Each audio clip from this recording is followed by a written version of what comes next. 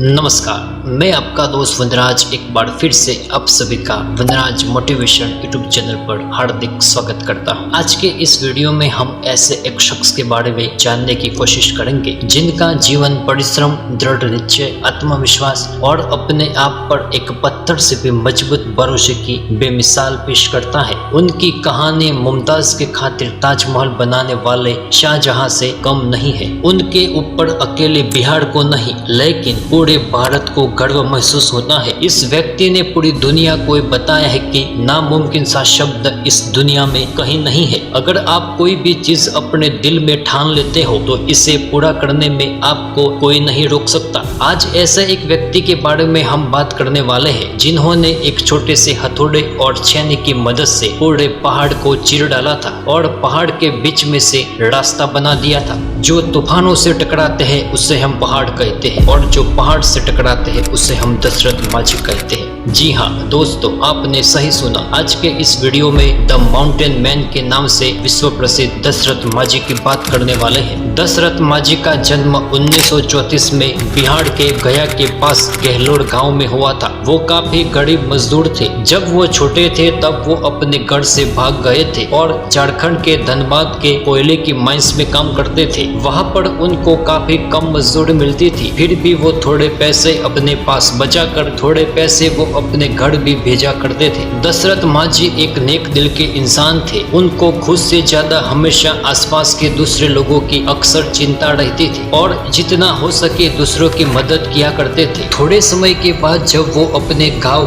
गहलोर लौट आते हैं तो उनकी शादी फाल्गुनी देवी से होती है। गहलोर एक छोटा सा गाँव था जहाँ कच्ची सड़कें हुआ करती थी। गाँव में स्कूल या अस्पताल की कोई व्यवस्था नहीं हुआ करती थी, जबकि उनको पीने के पानी को लाने के लिए भी 3 किलोमीटर पैदल पहाड़ी में चल के जाना पड़ता था। दशरथ माझी जो गांव के बुजुर्ग और महिलाएं थी उनको पानी लाने में भी मदद किया करते थे। दशरथ माझी अपनी पत्नी फाल्गुनी देवी के साथ काफी खुश रहते थे। माझी काफी गरीब थे लेकिन उनकी पत्नी को कोई भी तकलीफ होने नहीं देते थे। इन दोनों की मिसाल लोग गाँव में सबको देते थे, लेकिन उनको ये मालूम नहीं था कि उनकी ये खुशी ज्यादा दिन टिकने वाली नहीं है। वीडियो को शुरू करें इससे पहले मैं आपको दशरथ माझी के गांव गहलोर के विशिष्ट प्रकार के भौगोलिक स्थान के बारे में बताना चाहूँगा। बिहार के गया जिले में एक गहलोर नाम का गांव है।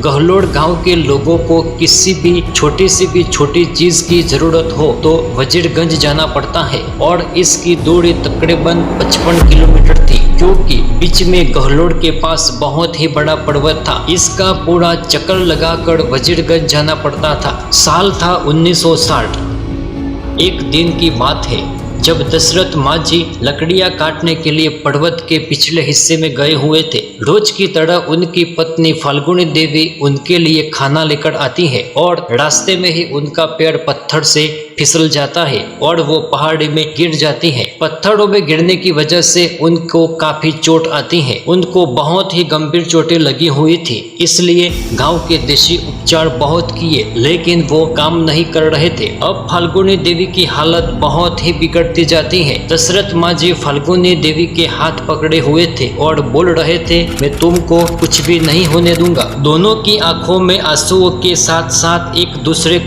दूसरे से अलग होने का डर साफ साफ दिखाई देता था। दशरथ माझी के पास फाल्गुनी देवी को अस्पताल ले जाने के दो विकल्प थे।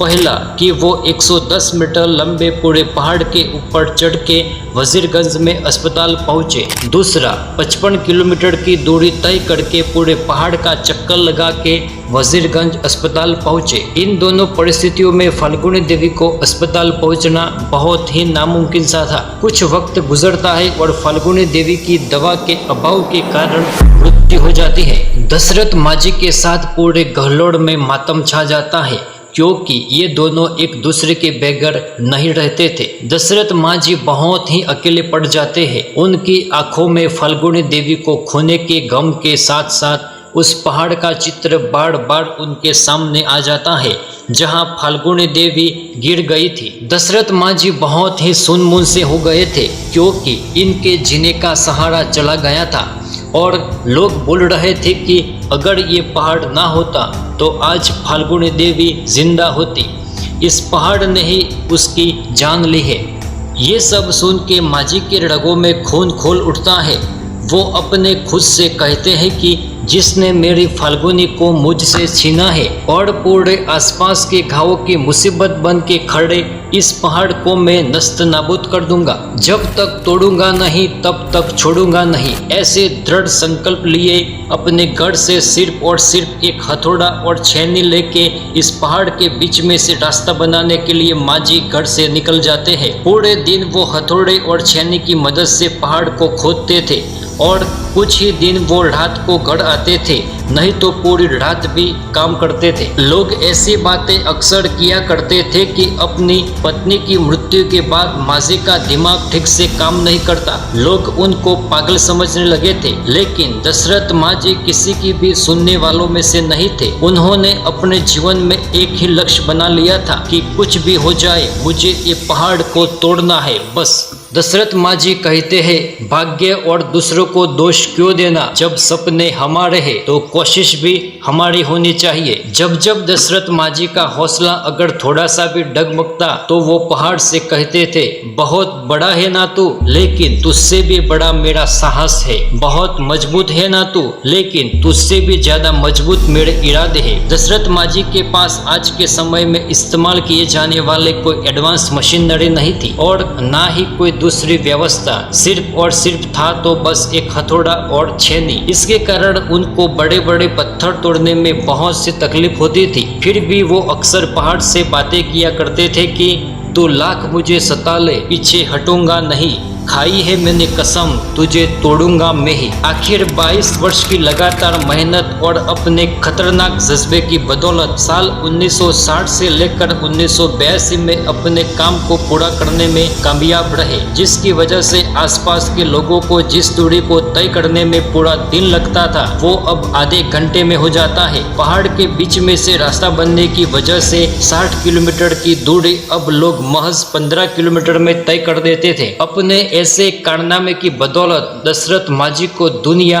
द माउंटेन मैन के नाम से जानती है। उन्होंने ऐसा कारनामा कर दिखाया जो कोई और इसके बारे में करने की सोच भी नहीं सकता था। दशरथ माझी तब चर्चा में आए जब वे 1972 में आपातकाल के दौरान इंदिरा गांधी से मिलने के लिए रेल की पटरियों के किनारे किनारे चलकर नई दिल्ली पहुंच गए थे। 2006 में तत्कालीन बिहार के मुख्यमंत्री नीतीश कुमार ने दशरथ माझी को 1 घंटे के लिए अपने सीएम की कुर्सी पर बैठाया था। हम सबको दशरथ माझी से ये सीख लेनी चाहिए कि यदि वाकई कुछ करने की ठान ले तो जीवन में कुछ भी असंभव नहीं है, लेकिन लक्ष्य के लिए जोश, जुनून और निरंतरता की जरूरत होती है। अगर मंजिल ना मिले तो रास्ता बदलो, मंजिल नहीं। आपको ये वीडियो कैसा लगा इसका जवाब कमेंट में जरूर देना।